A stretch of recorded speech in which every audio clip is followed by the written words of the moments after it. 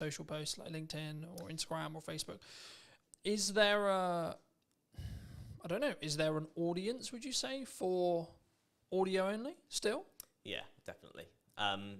Because I think the thing in terms of marketing, like you say, and promoting the show, without video nowadays, it's hard to get it out there, definitely.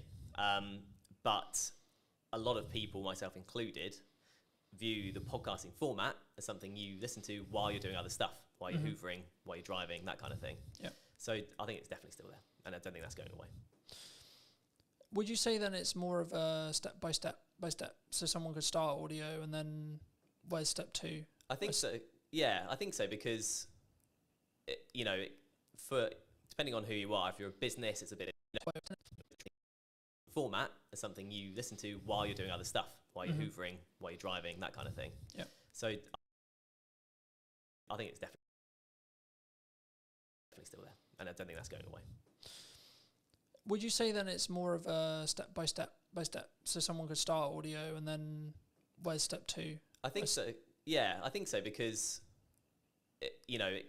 for depending on who you are, if you're a business, it's a bit different. If you're an individual, you kind of learn the time required to sort of get to each step. So once you start on the audio step and you're like, actually, it's taking me too much time, it's not worth it for whatever reason, you know it's not for you. If you then introduce video purely for clips, so you film the whole thing but only use clips, then you can see what time the promo takes, and then when you should go to a full video, you can see how long that takes. So I think that's why you'd do it potentially in that step if you're coming at it from a completely new perspective, if that makes sense.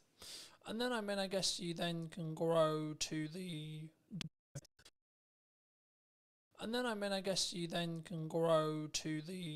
Diary of a CEO style full form trailer-esque piece, right? And I think sometimes we get so, and this is true for any marketing, not necessarily a podcast, but it could also be true of a podcast. I think we get so hemmed in I need it to be Diary of a CEO quality instantly, right? Yeah. And I think that we struggle with the idea of I'm going to take one step, make a 1% improvement, next step, 1% improvement, one step, so on, right? And I think for me, especially with what I've done with marketing, it's always been so this is the results I've got previously from this output. Okay, but what happens if I double the output, right? And it's constantly that testing period. I mean, in your experience with podcasting, how would you recommend people, or how would you look at like working with a client, because I know that's some of the work you do, to actually help them actually work out, should they have a podcast, but then secondly, like, what are the nuts and bolts of their podcast in regards to topics and like theme and etc. And or does that matter now? Yeah, so I think in terms of the sort of nuts and bolts, you kind of have to have the reason why you're doing it first, then you go into the nuts and bolts. So like I said at the start, the reason why... Does that matter now? Yeah, so I think in terms of the sort of nuts and bolts, you kind of have to have the reason why you're doing it first, then you go into the nuts and bolts. So like I said at the start, the reason why is the building trust element. I think you need, if that's what you want to achieve, and you have, say you're selling a particular service or a product that can be gone into in depth, you kind of have to have the reason why you're doing it first, then you go into the nuts and bolts. So like I said at the start, the reason why is the podcast in regards to topics and like theme and etc. And or does that matter now? Yeah, so I think in terms of the sort of nuts and bolts, you kind of have to have the reason why you're doing it first, then you go into the nuts and bolts. So like I said at the start, the reason why is the building trust element. I think you need, if that's what you want to achieve, and you have, say you're selling a particular service or a product that can be gone into in depth, then it's worth doing from the start. Then the nuts and bolts from there all depends on how you want to package that, I guess, to be unique or to kind of be the same, because everyone is kind of getting used to this kind of format. So there's options on the table for sure. I think there's obviously that psychology thing that we've talked about a little bit as well, but I think for me, I didn't overthink it. I was like, I enjoy talking about business, I enjoy talking about content creation, I enjoy talking about marketing, and yeah, I've evolved it, and yeah, it sort of changed, and depending on like the guest, will kind of tailor the conversation slightly. But I also don't overthink the conversation because I trust in myself as an interviewer to ask, I guess, poignant questions or like what naturally comes to my mind. And I think sometimes when we look at content, it's not in this box, right? I watched a video this morning talking about the fact that like one of the reasons why they're not the person in question wasn't on YouTube was because he was constantly concerned about he sells video production, so it has to look good, has to sound good, has to, and I followed the logic of yes, sure, but actually sometimes done is better than perfect if it's a barrier. Do you like how do you, when you look at either, and I'm sure we'll get onto the podcast you're launching, but like when you work with clients or when you're maybe looking at your own podcast, like how do you balance that line of okay, it's done, but actually there's these things that that could be better. Do you hold a podcast back? Would you reshoot a podcast? Like, where's your line?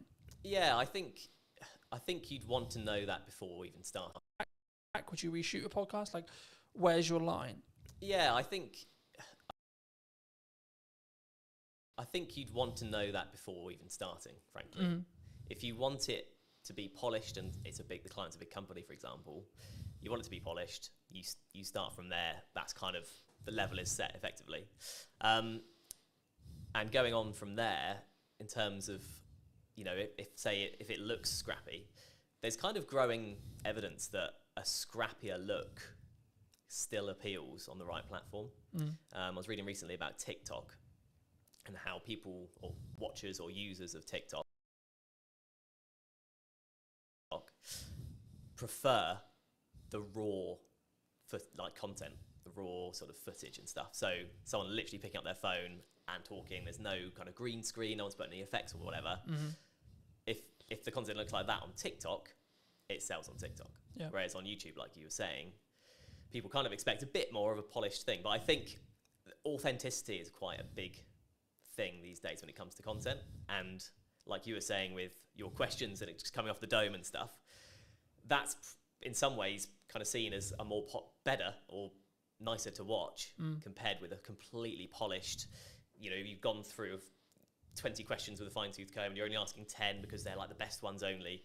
It doesn't, like, conversations don't work like that, and that's ultimately what podcasts are.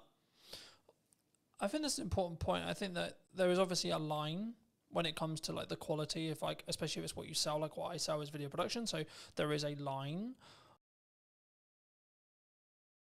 But I also think that there's an opportunity cost of refilming a conversation that isn't the first one, for example, right? So to give you some context, last week or so, I filmed a podcast with my mum, and that post, me announcing the fact I did it, did really well, which kind of doesn't surprise me to an extent. It doesn't, but there's actually a tech challenge with that podcast because one of the cameras isn't in focus. So my camera isn't in focus. So I was in a position last week, and I think I pretty much made the decision I'm just going to work around it.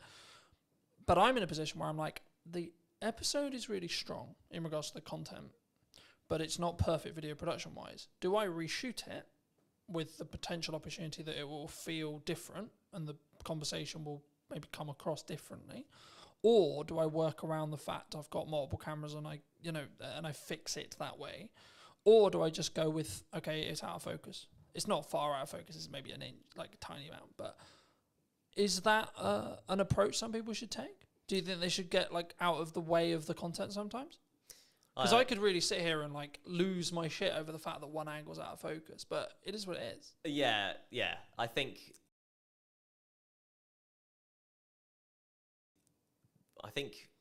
the content is what matters most. I think if you try to reshoot it, it's never getting anywhere near the same, especially if it was a good episode. Yeah. And it's your mum, right? So it's personal to you, and it's like an emotional element to it. Yeah.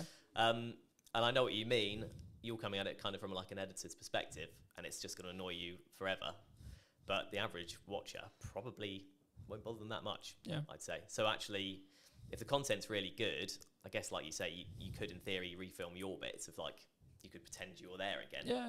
But unless you're a particularly good actor, it's not gonna work. Yeah. So I would say no. I'd say take the hit on Because also, but I also look at it from a perspective, from my point of view at least, by saying, okay, well, in the grand scheme of all the episodes I've got in production, that's one episode out of 20, right? Like this week, I think I'm filming like 9 or 10, right?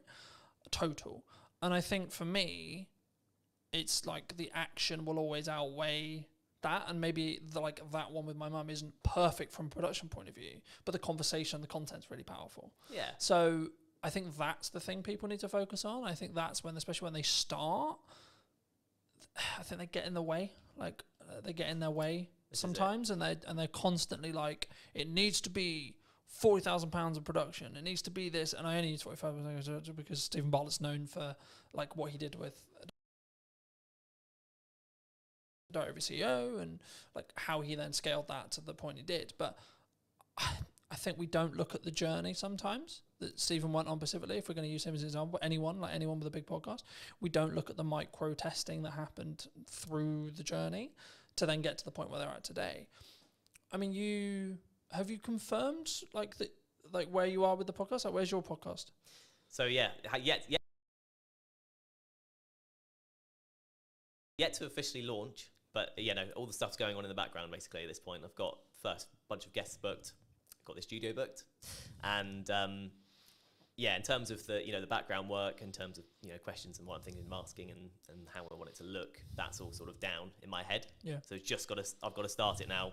I've got the dates booked in, so it's just a case of starting when it starts. Happy days. That's super exciting. I mean, for people who may be interested, I mean,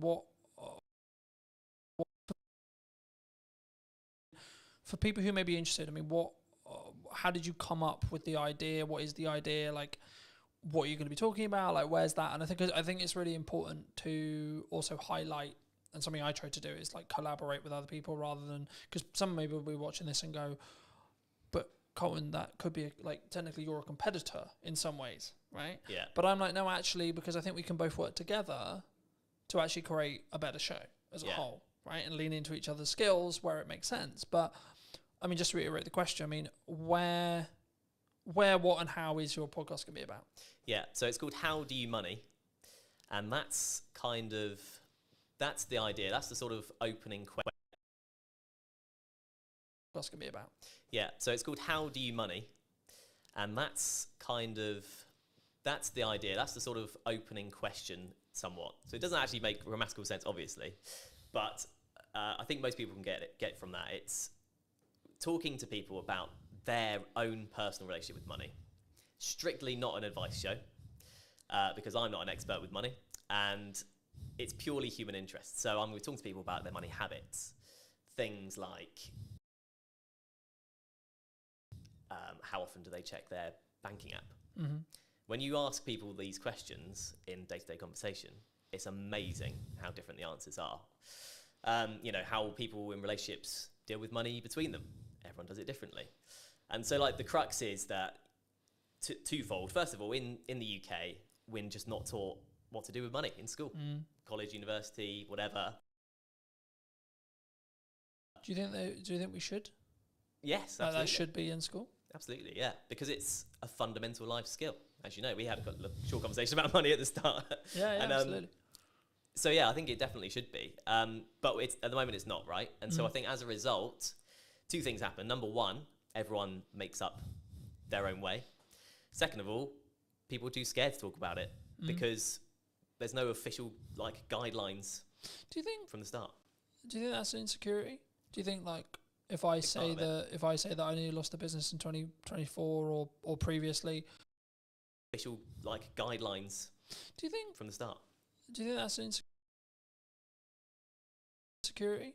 Do you think if I say that I nearly lost the business in 2024 or previously, that you're going to judge me? Do you think it comes from that? Absolutely, yeah. Do you think that I'm going to think that you think I'm a failure? I think that's a big part of it, definitely. And then let's flip it. Do you? Absolutely not. No. And I don't think anyone would, because, well, the main thing being everyone else will have their own story along the same guidelines. Because we're not taught about what to do. Because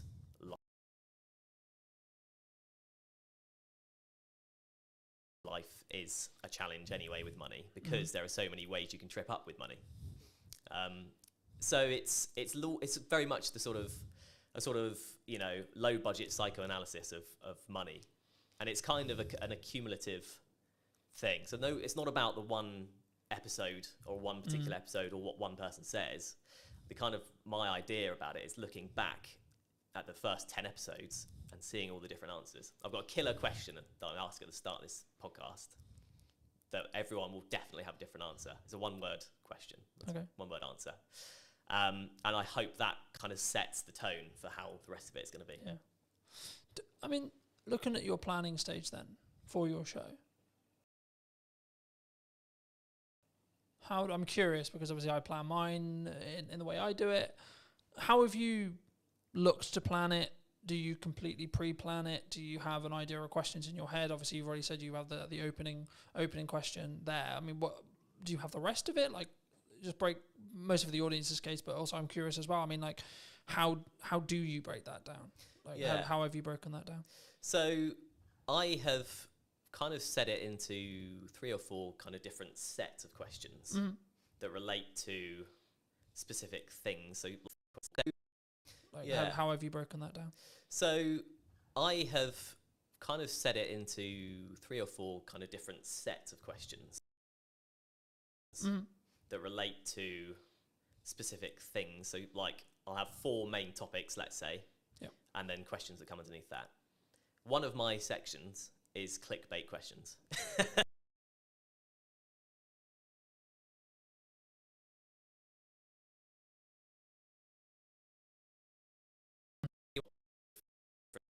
Set of questions that relate to specific things. So, like, I'll have 4 main topics, let's say, and then questions that come underneath that. One of my sections is clickbait questions.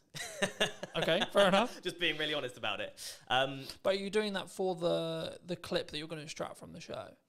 So partly to do with that, yeah, okay. Absolutely. You will know this better than anyone. You need a hook to get people in. Yeah. That's just the reality. Yeah. But as well as that, those questions often come up with the best answers. There's a reason they're clickbait questions, because they're the big questions. But it can't just be all of that, because it's like me going to you, what's the biggest mistake you've ever made with money? What's the best thing you've ever done with money? What's the worst problem you've ever got? Do you know what I mean? It doesn't, that's not a podcast. It doesn't work as a format in any interview or anything. So that's one section, for example. But in terms of the process, I just thought of the questions based on normal conversations with people. And then I've sort of categorized them, chopped a few out. Yeah. The clickbait thing was only a recent idea, really, so I've added some of those in. And yeah, in terms of a format, it's conversational, right? So I don't have to hit every question. If I ask the second question and that lasts a good chunk of the podcast, so be it. It's quite loose, because I want the content to be real. A good chunk of the podcast, so be it. It's quite loose, because I want the content to be real. I think that's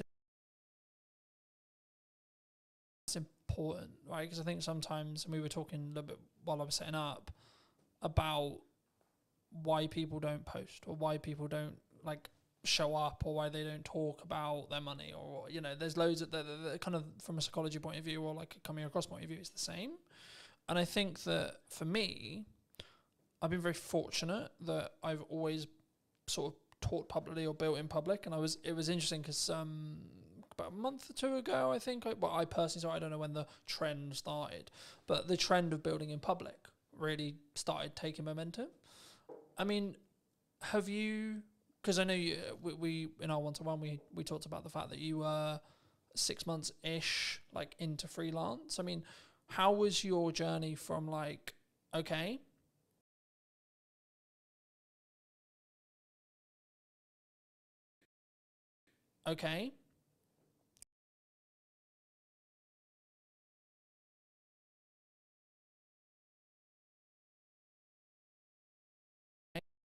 I'm going to do.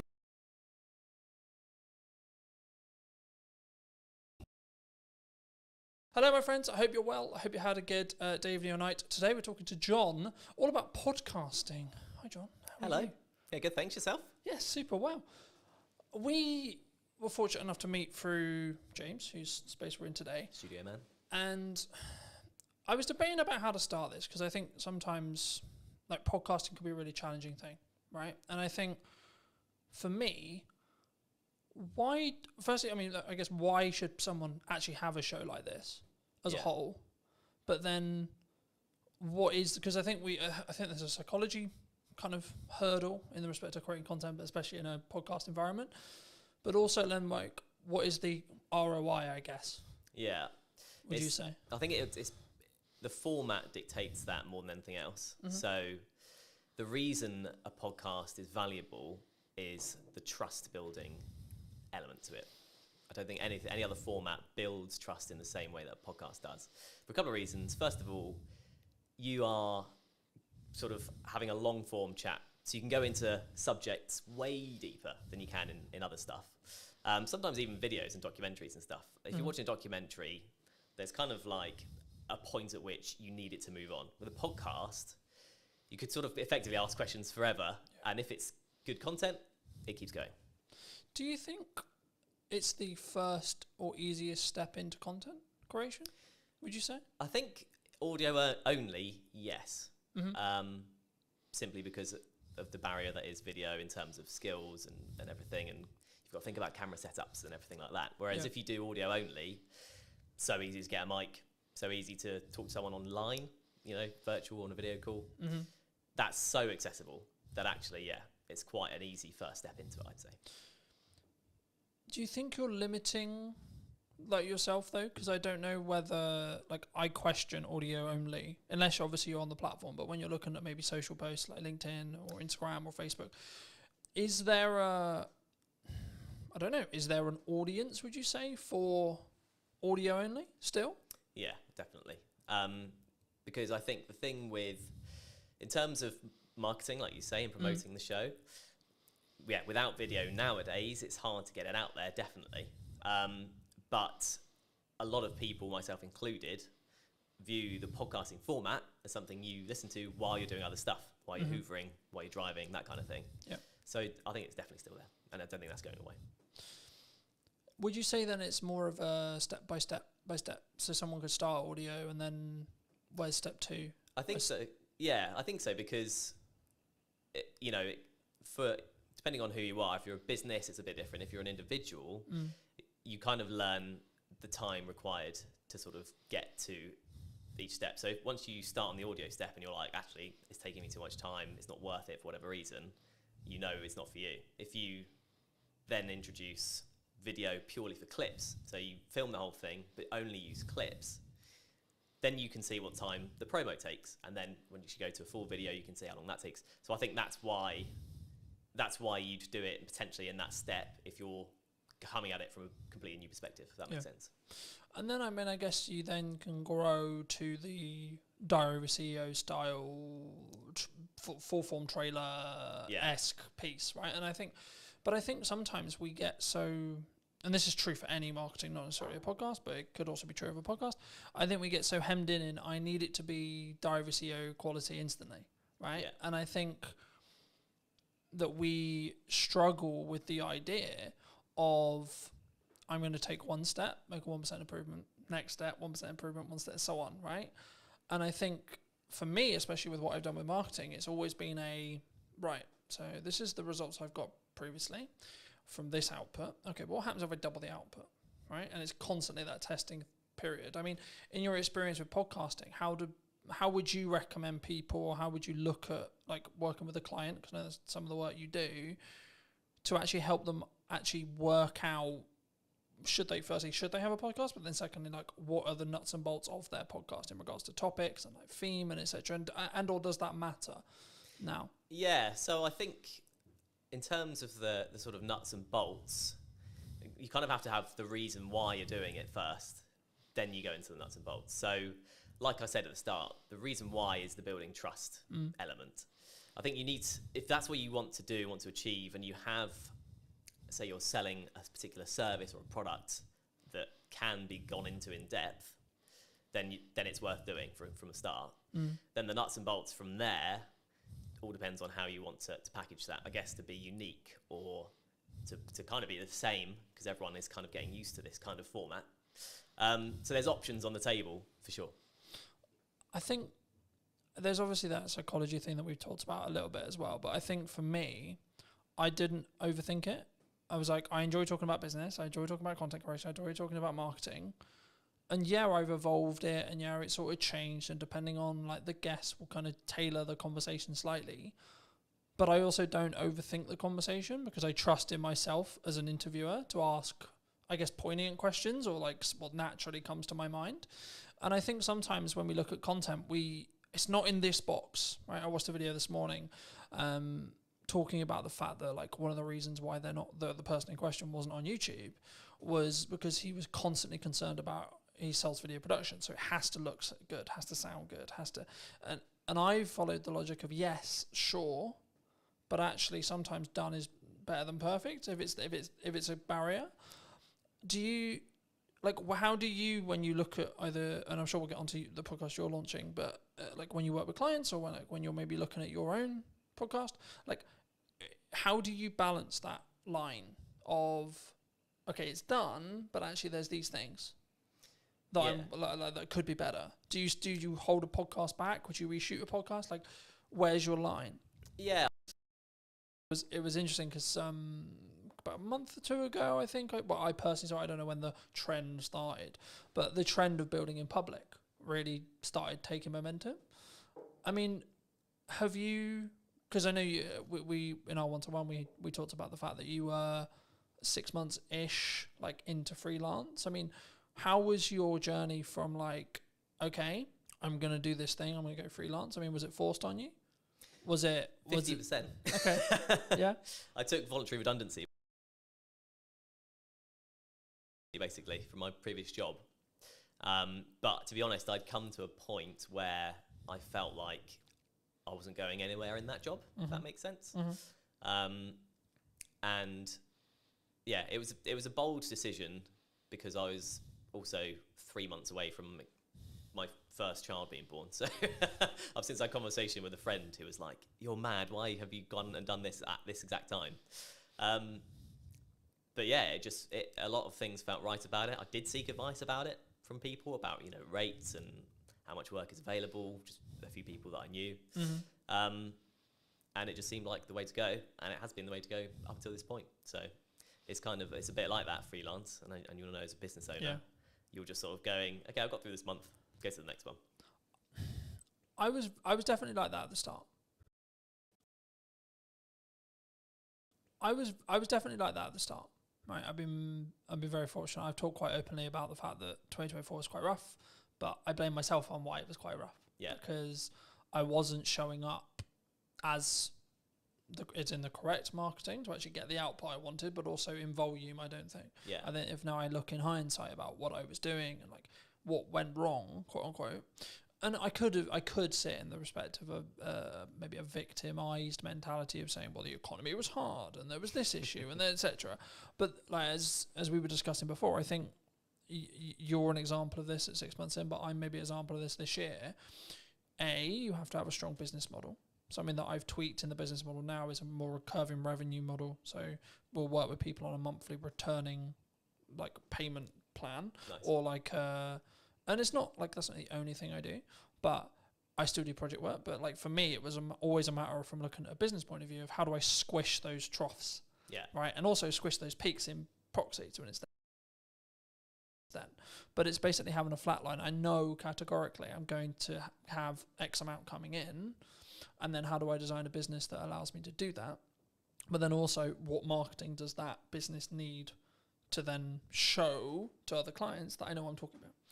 And I think when we look at actions, and this was going to be on to the next question, which was around like, is it just the reason why you're busy is because of your output? Because I think sometimes we sit here and go, oh, things are quiet, or like, we both kind of alluded to it already, but business owning, freelancing is difficult, right? And I've had times where it's really, really hard, where I know I've got to hit a certain amount every month, and I'm like, I don't fucking know where that money's coming from. But how do you look at it when you were looking at either going full time, looking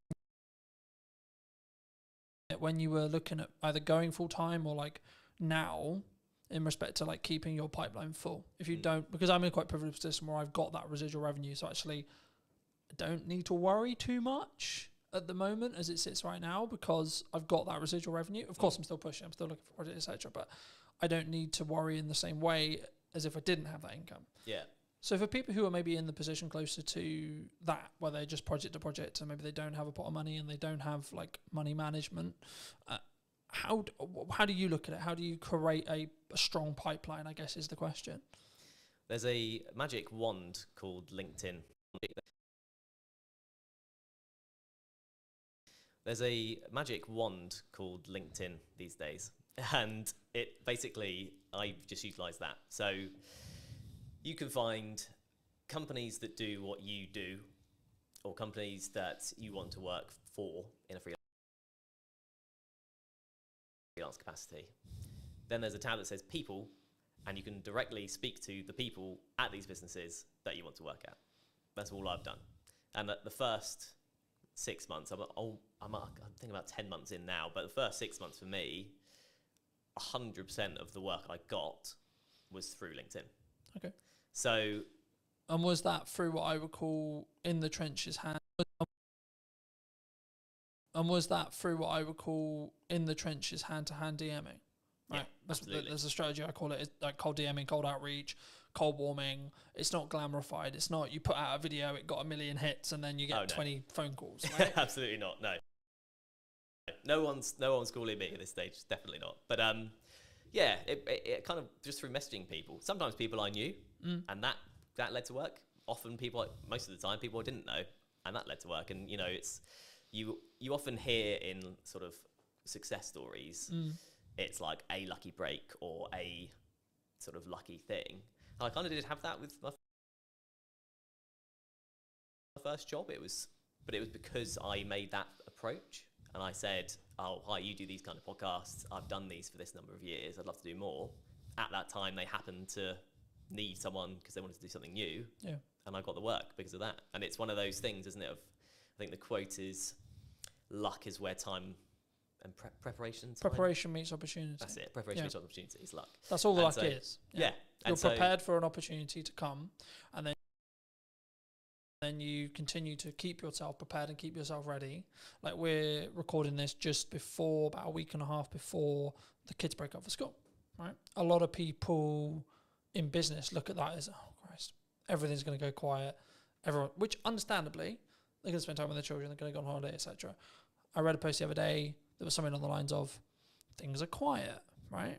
Things like the creative industry is struggling, like these kind of terms.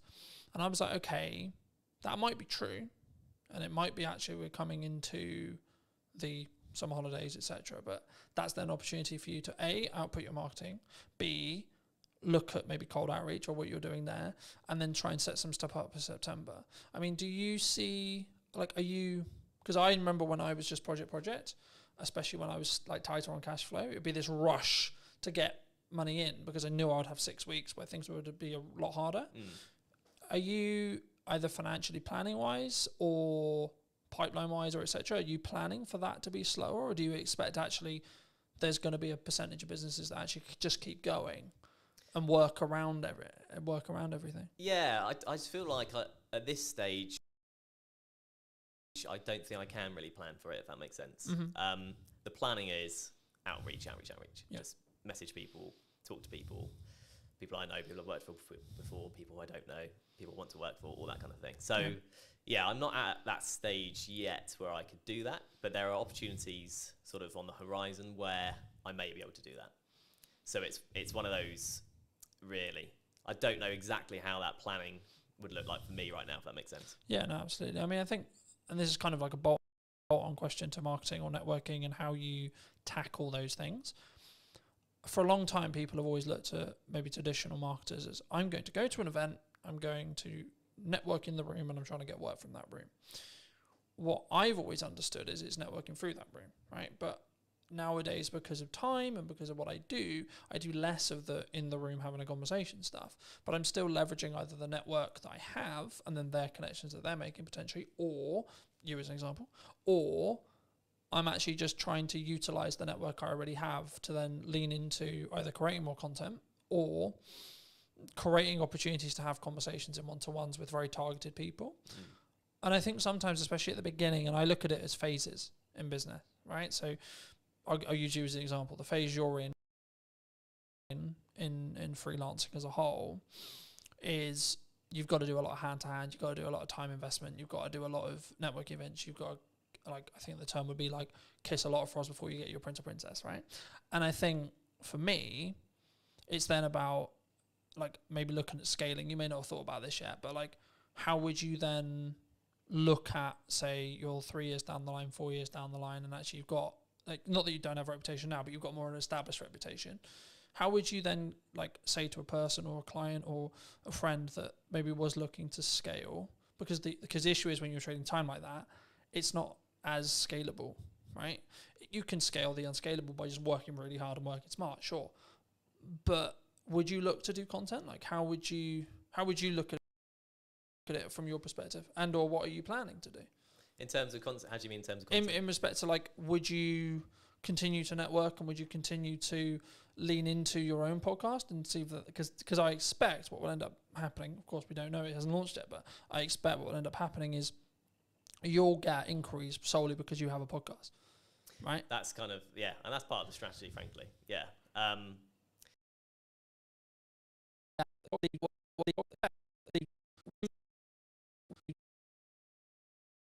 To lean into your own podcast and see that, because I expect what will end up happening, of course we don't know, it hasn't launched yet, but I expect what will end up happening is you'll get inquiries solely because you have a podcast, right? That's kind of, yeah, and that's part of the strategy, frankly. Yeah. You know, an ultimate goal for the podcast would be sponsorship eventually, right? Mm-hmm. Very hard to get, notoriously. Very long time to get there. So I'm not particularly holding my hopes out for that at this point. But that's kind of my best bet in terms of something, like you say, that isn't just working and getting paid for the work, if you know what I mean. Yeah. You are getting paid to do the podcast, but it's not directly, I do this hour, I get this pay. Yeah, absolutely. I mean, I'm glad you mentioned sponsorship, because I think it's something which people really struggle with. Do you think because normally it's audience size based, right? Yeah. But I would actually say it's value. To an extent, it's audience size, but also it depends on who you're asking to sponsor it. Okay. Yeah. If you're trying to get Coca-Cola to sponsor it, you probably should be pulling like a couple of million, right? If you're not trying to go for Coca-Cola, you can probably do it on a lesser scale. I mean, at what point would you, from your experience, would you say that even entertaining the idea of a sponsorship is a good idea? From a business's perspective? Yeah, from from the sponsor coming into looking for shows, and or if you have a show, at what stage should you then be like, hey, we've got sponsorship opportunities? Oh, I see, okay. Well, from the sponsor's perspective, there's a lot more talk these days about the power of niche podcasts, basically. Mine isn't very niche, so maybe I've missed the mark there and I have to relook at it. But the super niche stuff is a super niche audience, and super niche stuff brings a super dedicated audience in a lot of cases. Because if you love barefoot shoes, I'm particularly interested in them, you're looking about barefoot shoe stuff all the time. People will look about, how to strengthen your feet, what to do with toe spaces. You can go into mad detail and mad depth. And if you're a barefoot shoe brand, and there's a podcast with 1,000 dedicated fans, you can put yourself in front of 1,000 dedicated fans. Doesn't sound like huge fry, compared to small fry, but it's dedicated people that if they like your brand, will keep coming back. So it's kind of like a repeat customer concept. And also it's super niche. So if you're a barefoot brand and you go on the biggest podcast that's out there, you'll get lost among the noise of the big brands like Coca-Cola. Yeah. So I feel like it's for a business, you want to look at the niche communities that you want to target, and then once you're in there, you're in there. As a show, then? As a show, I think you have to know what you are able to do with the show. If you're committed to it week in, week out, because I think sort of weekly is what you need to be doing really for it to be worth sponsoring, maybe bi-weekly.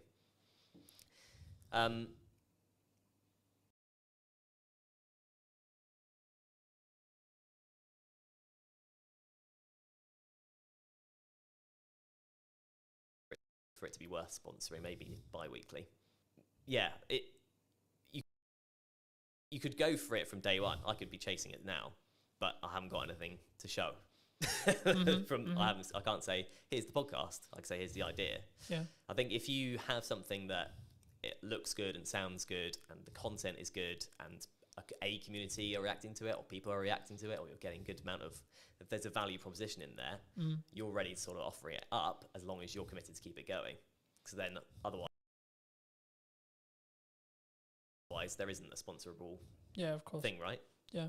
Do you think, I mean, I'm glad you mentioned like rhythm as what I call rhythm of shows.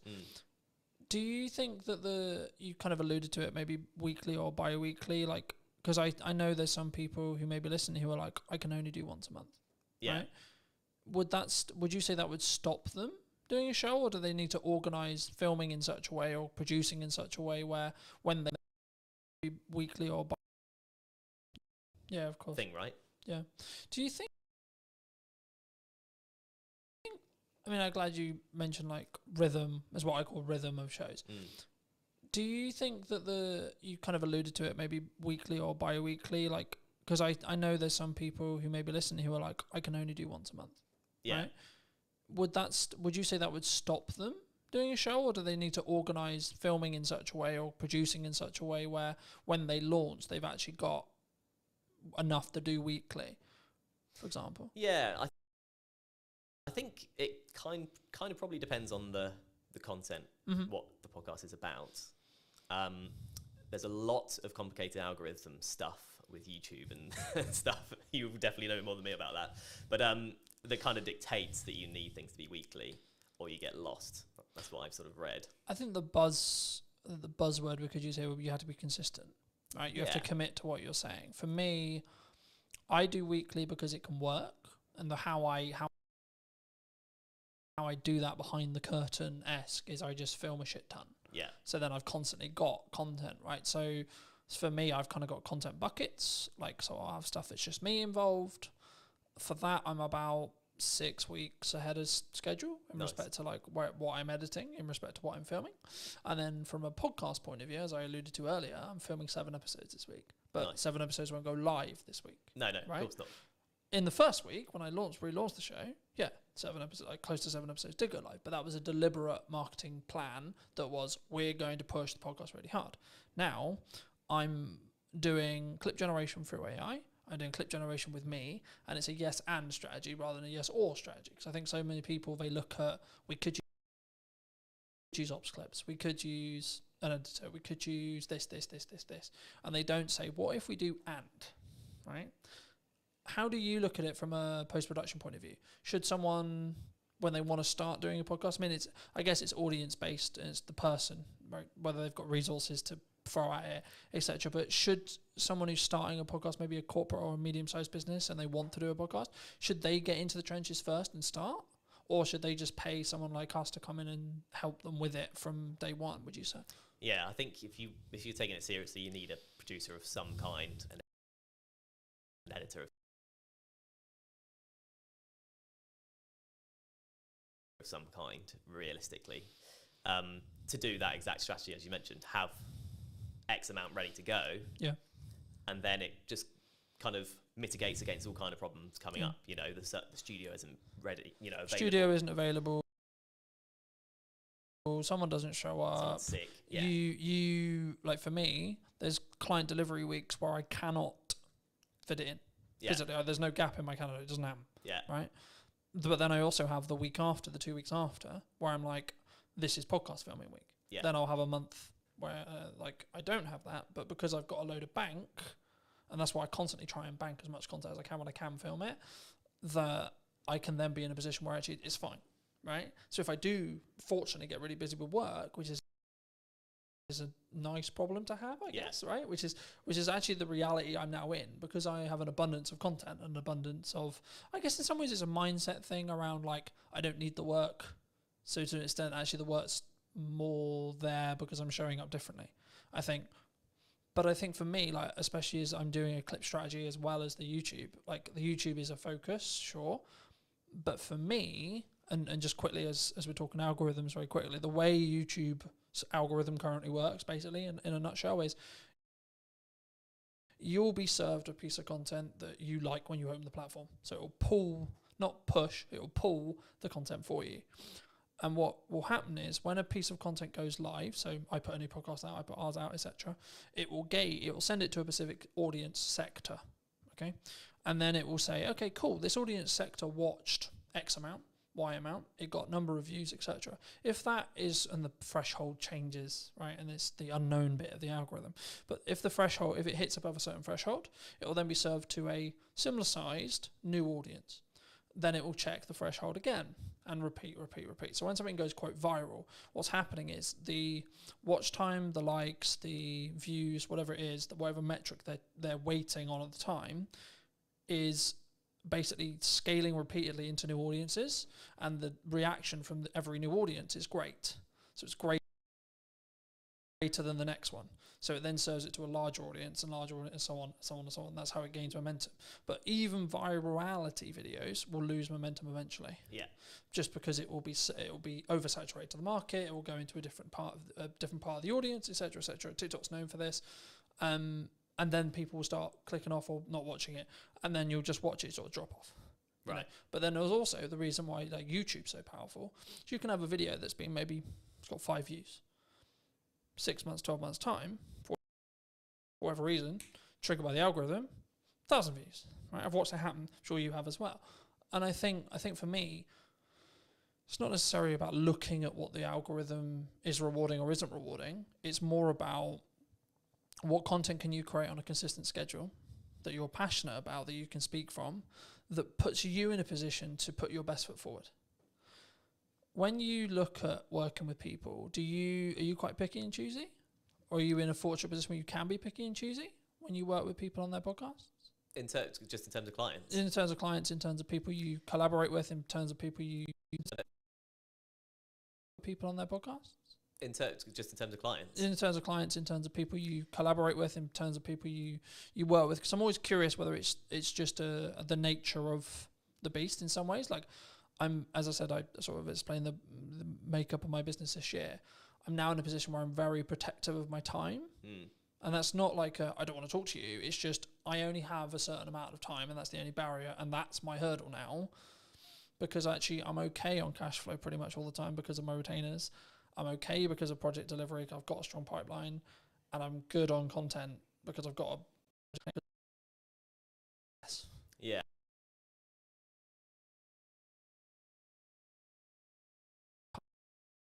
I'm now in a position where I'm very protective of my time. And that's not like I don't want to talk to you. It's just I only have a certain amount of time, and that's the only barrier, and that's my hurdle now. Because actually I'm okay on cash flow pretty much all the time because of my retainers. I'm okay because of project delivery. I've got a strong pipeline, and I'm good on content because I've got a large pile. So now I'm like, how can I best spend today? And how can I be as efficient as I can, in that respect? So is that, I guess the question, I'll re-ask it, but like, is it something you personally do? And if so, and or if it isn't, is it something that you think you'll adapt to as your business scales and grows in that respect? Yeah, I think it's a state. Yeah, I think it's a stage thing. So at this stage, I'm picking up what I can, where I can, effectively. If there's something I particularly don't want to do, I'm not going to do it. I was just saying, is there still a line? There's still a line, I think. Yeah. There's a line in terms of the day rate, frankly. If that's not up to scratch, there's a line in terms of what the actual work is. Sometimes. Do you think people struggle with? So I've said no to certain clients just on like, not necessarily political ideology, but their approach, how they come across, whether they respect my time, things like that. And I think people, they sometimes worry. What if I say no? What if there's? Like, do you think that's the it comes from a? I'm aware that I'm overusing the word insecurity, but I can't. What if I just on like scratch. There's a line in terms of what the actual work is. Sometimes. Do you think people struggle with? So I've said no to certain clients just on like, not necessarily political ideology, but their approach, how they come across, whether they respect my time, things like that. And I think people, they sometimes worry, what if I say no? What if there's, like, do you think that's it comes from I'm aware that I'm overusing the word insecurity, but I can't think of another way to describe it. Is it an insecurity of like, there isn't going to be more work down the road for me? Yeah, well, it's the biggest insecurity, isn't it? Because money is security these days, really. Well, it's the biggest insecurity, isn't it? Because money is security these days, really. Yeah. So, another way to describe it. Is it an insecurity of like, there isn't going to be more work down the road for me? Yeah, well, it's the biggest insecurity, isn't it? Because money is security these days, really. Yeah. Yeah, absolutely, it is. I think in terms of people saying yes to literally everything. So yeah, I think you're picky and choosy when you can be, probably, frankly. You know, if you go, oh, the last couple of months are fine, I could do nothing for the next 2 months and be fine, then you are very picky and choosy. Yeah. When you've had a barren 2 months, you're more likely to be like, I'll just take it. I also think it's a perspective of obviously synergize with the client, can you add value, but also like, even when you have an abundance of money or you're in a strong position with money, it might also be actually, my goal is to hit this amount, right? And this project might not be ideal, but it pushes me closer to that goal so I can hit it sooner as well. And I think we sometimes, I'm in two minds about it. Part, like, because I'm a big advocate for you should say no, but also I'm a big advocate to get off your ego, get off your high horse. You still need to be in the trenches. Just because things are good right now, they're only good because you make them good for 6 months' time, etc. Right? And that's why I'm focusing on content. That's why I'm focusing on how I show up. That's why I'm focusing on constantly personally developing me, so that actually in 6 months' time, things can be even better than they are, rather than, oh, I had a really good 25 for the first half, you know? Do you think people sometimes just want the instant, though? Oh, as a question, like, because we're very social media orientated in that respect. Do you think it's purely around short-term validation, short-term money, short-term deal, short-term this? I guess, yeah, to an extent. I mean, it's if you're in a situation where you'd like, I need money now, everything else will go out the window for some people, you know, depending on your circumstances. You know, this is the crux of it, is it depends on your circumstances. If you're comfortable for a while, then you'll be fine. Otherwise, probably you will just snap up the short-term things. But I think, yeah, in terms of what you're saying, I think, of course it's nuance, right? Because it's like, if my back's against the wall, then I need to go and do what I call hand-to-hand outreach, right? Which is I need to come up with an offer and I need to go to my network and I need to sell it and I need to sell it quick. Yeah. Right? But if I'm not in that position, I can then take my foot off that. You know, I can step back and I can say, okay, actually, let's play the mid to long game now. Yeah. And that's what I try to do in my content all the time. It's not direct sales. It's not this. It's actually, hey, have you thought about doing this? Hey, da-da-da. But as a society, as like starting creators, as freelancers, as video people, whatever you want to call it, have you noticed that people are more, they want short term?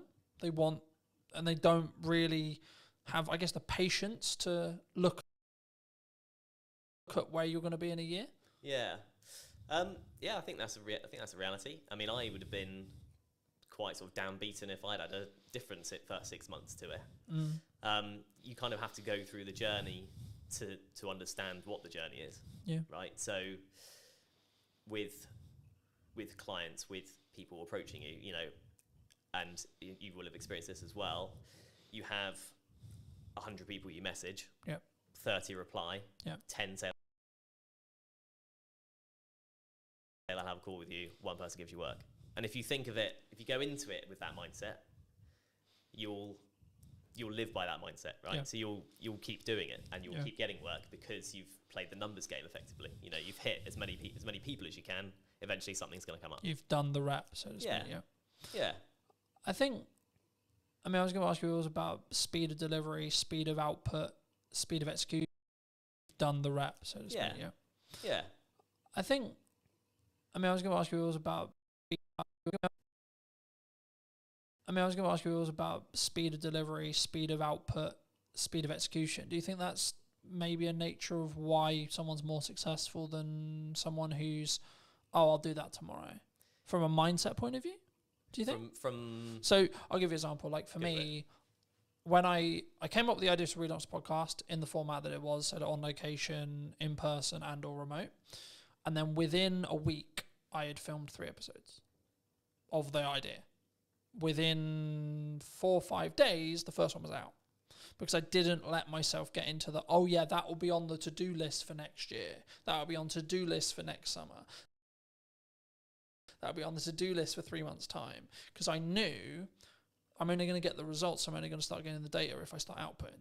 Yeah. Right? And now it's becoming actually a core part of the marketing strategy for the next 6 months to a year. But that's because I've gained a load of momentum with it. And I know I'm really starting to get into a nice groove with it. And that's why I asked the speed thing, because one of the unique selling propositions I have personally as an editor is, so I'll give you an example. At the time of filming, I did a media day for a new client on Monday. And today we're filming on Monday. He's already got half the content already. And it's a week, right? But also, it wasn't like that was the only thing I was doing. I've also put out, like, I think, nearly 40 pieces of content for me, etc. I've done a load of other stuff related to the business. So for me, I'm one of my unique selling propositions, or one of the things I do is, like, I work really smart and really hard consistently with no result, plan no result. But for me, from what clients have told me, one of the reasons why they continue to work with me is the speed. Yeah. Right? Like, one of the things that comes up in conversation all the time, and James mentioned it a couple of weeks ago when I came to do 2 more podcasts, he was like, your speed's ridiculous. And it's because I've built a strong system to be able to work smart, but also just work really hard. And that's where I kind of come from, that point of view. Like, I know it's really important, but I know I'm willing to put the graft in and continue to put the graft in for 10 more years or more, if that's what it takes. But do you think that's uncommon in entrepreneurs as a whole? I guess potentially, yeah. I mean, you kind of touched on it. Because there's a level of complacency. There's the work smart, not hard mantra. In entrepreneurs as a whole?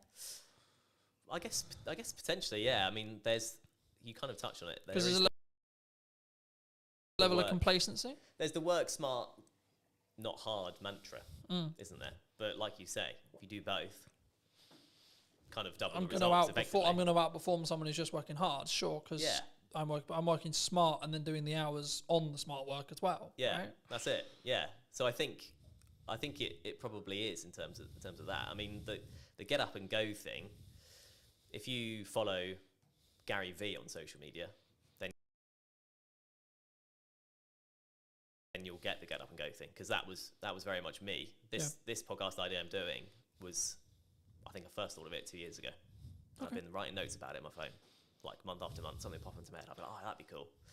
And then, but do you think we have a culture of we're going to write notes about it? Yeah, definitely. Rather than execute on it. Yeah, absolutely. You know, because it's you have to. I think you have to go through that journey. You know, I'll be better at fitness next year. My diet will be better next year. Yeah, right? Absolutely. Yeah, you just need to go. Or next month, or tomorrow. Yeah. It's okay. We can. We've had a really long week. We can chill. Yeah. You know. Yeah. Absolutely. You know, because it's you have to. I think you have to go through that journey. You know, I'll be better at fitness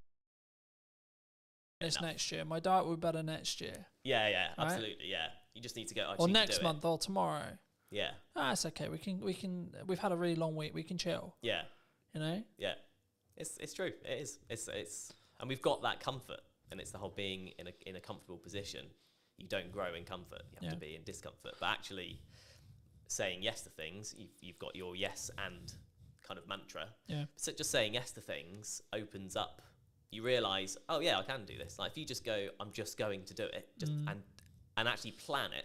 Like whether that's setting a reminder, put it in the calendar, write down, you know, on your fridge, this is what you need to do today. However you do it. Something I just building off that briefly.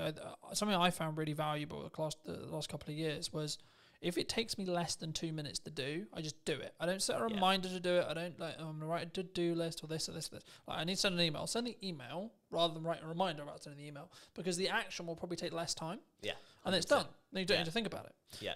If it's a longer thing, I need to ask ChatGPT about that. Oh, I need to do some research on that. Oh, I need to plan the podcast, and it's like a longer goal thing. Start momentum by putting a reminder in your calendar and then stick to that. Yeah. But I think sometimes, especially with like fitness, I use that as an example all the time. It's like, I need to start running. Okay, but when's the first run? Yeah. You know what I mean? I think, and I've just finished Atomic Habits from a book point of view. And it talks about specifically, my girlfriend's driving mad because I keep using the word compounding, but it's the only word that matters at the moment, right? Which is that everything I'm doing is like, how can I compound? How can I, small win? On the way here, I was reading my second book. I've started reading physical books rather than listening to them. For a long time, I listened to them. As a dyslexic, I was like, right, this year, I'm going to read a book cover to cover. No excuses, going to do it. So I was like, right, let's get a book that I actually really want to read that I haven't read, that I know is actually quite good because it's got good reviews, and has been talked about in this whole improvement space for ages. So I was like, cool, let's start with Atomic Habits, see where I go. And then I went on to Mel's 5-second rule, which I knew about for a long time. Mel Robbins is a leading psychologist, for those who don't know, in Canada, and she's just launched a new book talking about they, them, and other people's opinions on us. It will be on my read list. But for me, the crux of the 5-second rule, for those who don't know, is you count down from 5 and then you move, right? So 5, 4, 3, 2, 1, move. And what it will do is it will trigger your mind to do the action step. So if you're like, oh, I need to start running. Okay, 5, 4, 3, 2, 1, go get changed, go on a run. Because we don't sit in that uncomfortable window long enough on average, right? I'm really embarrassed because I'm not good enough at health and I can only last 2 minutes of running. Okay, but then the next day do 2 minutes and 10. Next day do 2 minutes and 30, etc. And I think once we start building the compounding, right, is when the snowball effect will continue to roll. I mean, do you think that, is that what you've used to get to this point, do you think? To a point, yeah. I mean, the Atomic Habits, my favourite quote from that is... What you've used to get to this point, do you think? To a point, yeah. I mean, the Atomic Habits, my favourite quote from that is, every choice you make is a vote for the person you want to be. Yeah. And once you tie it to your identity in that way, there is a bit of a mental switch, and you start doing even the smallest things, right? You know, like the eating healthy or whatever. You make the healthier choice on a menu, all that kind of thing. You justify it to yourself in a way that's personal, and in a way that you can then live by effectively. So that's definitely helped. And you know, there's a lot of things in that book. That book's brilliant. You know. So yeah, I think definitely. Obviously I've read it as well, and it's probably helped me. I've signed up to the newsletter. I get that as well, and I do think there's something to be said for being in that world of like the positive quotes and shifting your mindset around certain things. If you look at it enough, you just will start to think like it. I think for me, I've been aware that like what I consume is how I'll show up. Right, so like that's why I'm trying to build the habits from building off Atomic Habits, but in general, what I consume is how I'll show up. Right, so like that's why I'm trying to build the habits from building off Atomic Habits, but in general, I'm trying to build the habits and build momentum. So like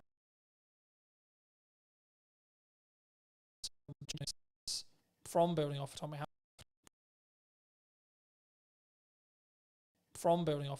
But in general, I'm trying to build the habits and build momentum. So like when I finished Atomic Habits, I was like, I've ordered another book, but it won't be here for 3 days.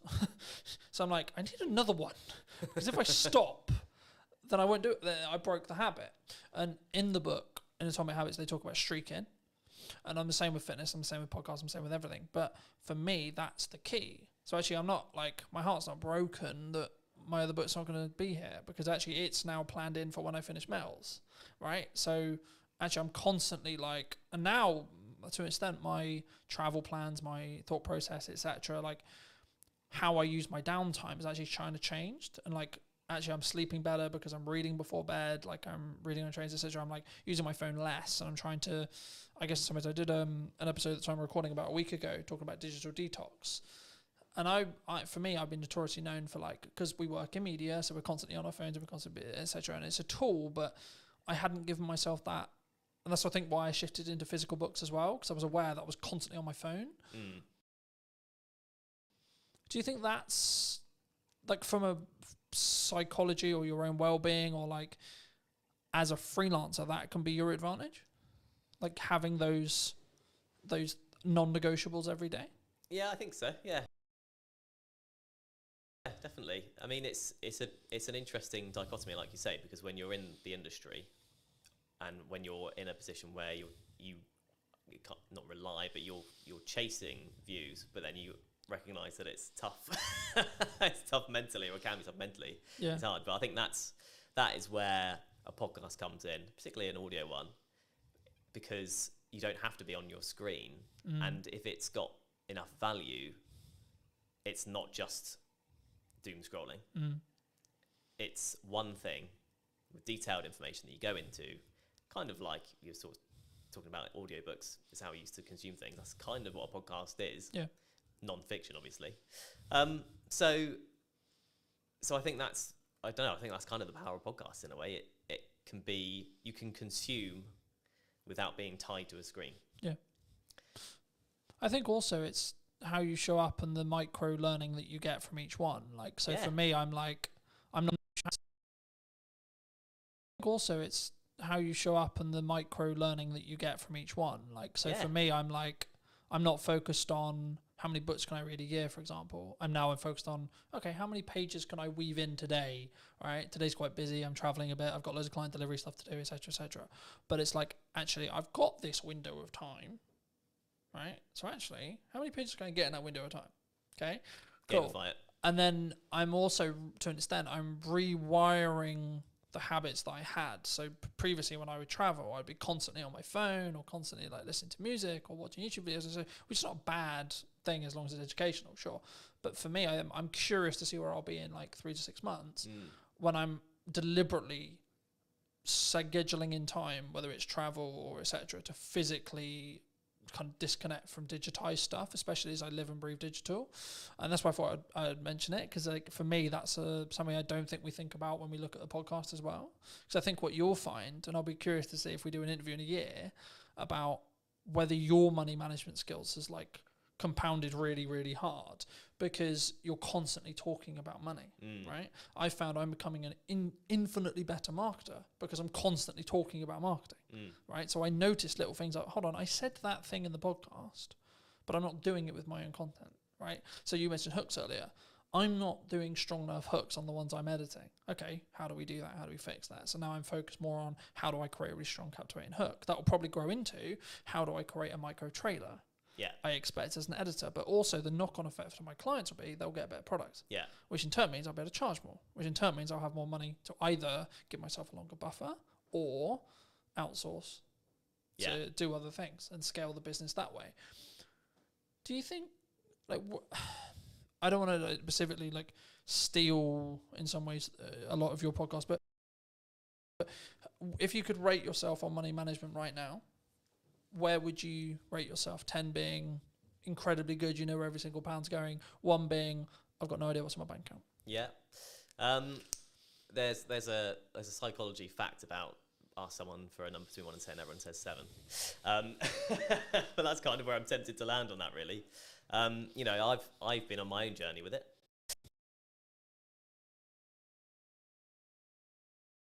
But that's kind of where I'm tempted to land on that, really. You know, I've been on my own journey with it, definitely.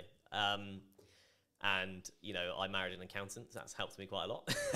And, you know, just being in a relationship, she's super savvy. She's closer to the 10 mark than, you know, most people I know. But just being with her has helped me probably come up from a 5, frankly. Okay. In your 20s, you're in like a 3, you know, generally speaking. Yeah, there's a question that's going to be on the podcast, which is, how often do you check your bank account every day? And in my 20s, it was as little as possible because I just didn't want to know. You push it away, right? You go. Does that come from you were anxious about it? 100%. I was at university, but it's shit. How much money have I spent? Exactly. Yeah. How much has gone on beer? I don't want to know. How much I spent last night? I don't want to know. So I don't remember last night, but I remember there was a card involved. Shit. Yeah, exactly. But once you sort of learn to look at it regularly, it empowers you. I've found empowers you because you go, okay, well, actually, I'm in control rather than just letting it all just slip and hope for the best. And if it's overdraft, it's overdraft. So I've kind of been on that journey, which is a small thing. I'm not trying to claim I've been on an epic money journey. Nothing dramatic's happened either way for me. But that one thing, kind of going back to the mindset thing, has helped massively. But again, you ask everyone. I'll ask you, how often do you check yours? 3 to 4 times a day. Right, there we go. Since I was in business. Right. For business, same as you. Just hide away from it. Never fucking terrified of it, right? That's it. In business where I know I've got to pay for shit and I need to work out where that money's coming from all the time. And I'm doing a technique at the moment where I'll hide a significant amount. Whenever I get paid, I hide a significant amount of my money away into an account that happens to have 4.1% on it. Happy days. Yeah. But it's actually the point of I deliberately, yes, I'm doing well, but I deliberately live on a lot less. Yeah. And I deliberately keep, in regards to what I see every day when I check my bank account, a lot less because it allows me to keep pushing forward and keep thinking I need to find another way to invoice something or have more money coming in, A, but also B, when there is an emergency, I can go, I'm actually good. Yeah. You know, I can fix that problem. Hidden account will fix. Yeah, so this is an example of how I use AI. AI is currently tracking for me the books I'm reading, what my takeaways are, how much am I showing up, what my fitness is, where my money is being allocated and how and why, and how well that's doing and how in line I am with the goals, how the podcast is doing, how many episodes I've filmed, how many episodes have gone out, what views are going on, what views are likely to happen in the future because it can extrapolate the data from, okay, you're here now and then in 6 months I think you'll be here. You're following the growth rate. So people, and I wanted to talk briefly, and I'm aware of time, so I think we'll wrap up soon, but I wanted to talk a little bit about AI with you. Yeah. Because I think it's, people are either going to use it to be more efficient and have a lot of those things being monitored for them, as I mentioned, or they're going to sit on the moral of, I don't want to. You know what I mean? Yeah. I'm not doing it because it's the world's over. Yeah. You know, and we're all going to lose our jobs. Do you think we're all going to lose our jobs? Not necessarily, is what I'd say. I think it still has to come quite a long way because, and you know, people will reference the manual jobs of, you know, an AI won't fix your sink. Yep. Maybe a robot with an AI brain could do one day. Mm-hmm. But actually, anything that involves a human at this point, largely, you need to be able to talk to someone about. Yeah. And you can have a conversation with AI, but it's slow, like, compared to talking to a human. If you just want to get to the bottom of a problem, because of the way LLMs work and how they're programmed, you can't get there quick enough. Yeah. You can't relate in the same way. You can't. It also has a bias towards being positive as well. So if you want constructive criticism on something, it's not very good at that. Yeah, yeah, right? Exactly. But I've used the analogy recently of like you need to sharpen a knife as well. So if you want constructive criticism on something, bias towards being positive as well. So if you want constructive criticism on something, it's not very good at that. Yeah, yeah, right? Exactly. But I've used the analogy recently of like you need to sharpen a knife to be able to cut something, right? Yeah. So you need to sharpen the AI, tell it what you want. And that's what I mean. When it comes to data analytics, which is everything I basically just discussed of how I use it, it's actually really good. Yeah, absolutely. Because all I'm getting it to do is do the thinking for me. Yeah. But I'm also aware that I may lose my cognitive ability. That's also why I shifted to reading physical books. Yeah. Because it keeps my cognitive ability high. Yeah. Right? So actually I've got the